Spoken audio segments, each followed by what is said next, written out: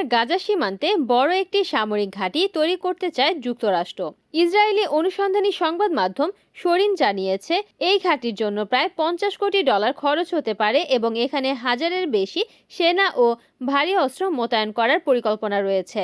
ঘাঁটিটি ওয়াশিংটনকে ইসরায়েলের সরাসরি সমন্বয় ছাড়াই কার্যক্রম পরিচালনার ক্ষমতা দেবে। মধ্যপ্রাচ্যে এই পরিকল্পনা নিয়ে উদ্বেগ দেখা দিয়েছে।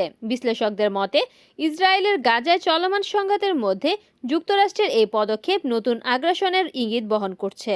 ফিলিস্তিনি কর্মকর্তারা সতর্ক করেছেন, এটি একটি দখলদারিত্বকে অন্য একটি বিদেশি সামরিক উপস্থিতি দিয়ে প্রতিস্থাপনের প্রচেষ্টা মাত্র। হামাসের সিনিয়র নেতা মুসা আবু মারজুকও বলেছেন, গাজায় এমন কোনো সামরিক বাহিনী মেনে নেওয়া হবে না যা দখলদার সেনাদের বিকল্প হিসেবে কাজ করবে।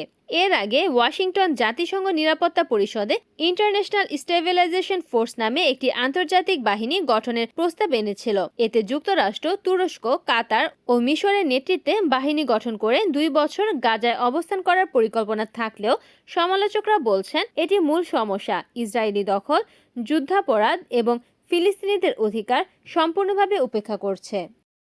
Desk news, NN TV.